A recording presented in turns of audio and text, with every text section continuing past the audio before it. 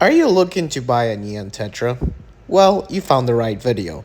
But before you buy them, you definitely gotta watch this video because these beautiful group schooling fish are very, very hard to take care of. Oh yes, the Neon Tetra. The very iconic freshwater schooling fish that can be easily recognizable by its blue, white, and red color pattern. Nicknamed in my childhood the police fish because it looks like a police car.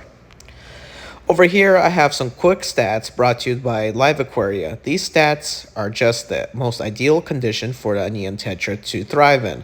Does not mean they can adapt to other water parameters in your aquarium. They adapt to a lot of different water parameters, a lot of different water temperatures, and do quite well. But in my opinion, do not get the Neon Tetra unless you had some experience with other fish beforehand, because the Neon Tetras are susceptible to Neon Tetra disease.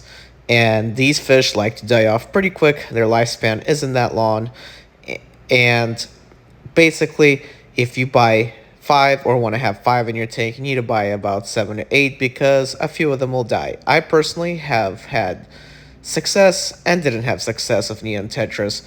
So far in my little nano tank, I bought 7 and I ended up with having only 2 left. Neon Tetras, because they are tank bred, captive bred basically, they do have problems for some reason living long in captivity because they're not as hardy when they've been overbred in captivity. I know this is strange to find, but yes, that's the way Neon Tetras are.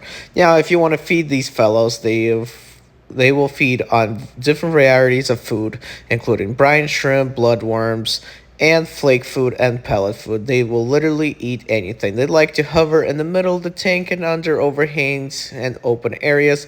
These fish do not like going to the top of the tank as much, and they do love being in a school. So if you want to buy some, I recommend at least buy 5 of them for your tank and then go on from there.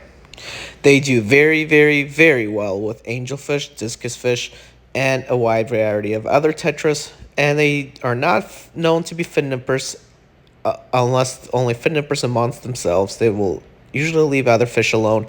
They're perfect tank mates in the nano tank with beta fish.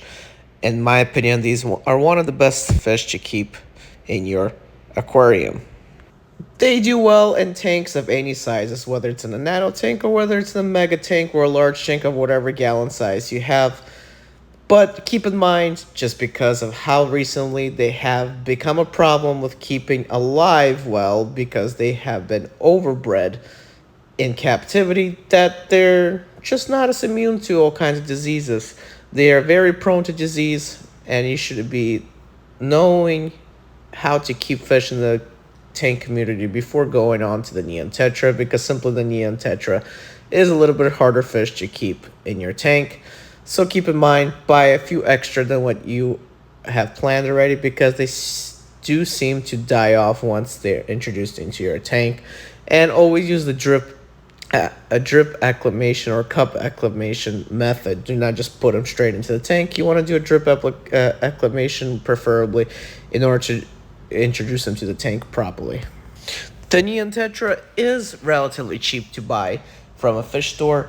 They average a couple dollars each. Not too expensive. I mean, factor in inflation in America, USA right now, and compared to what other fish have gone up in price, the Neon Tetra is readily available because they're captive bred and they're not too expensive to buy compared to other fish in the pet stores currently today.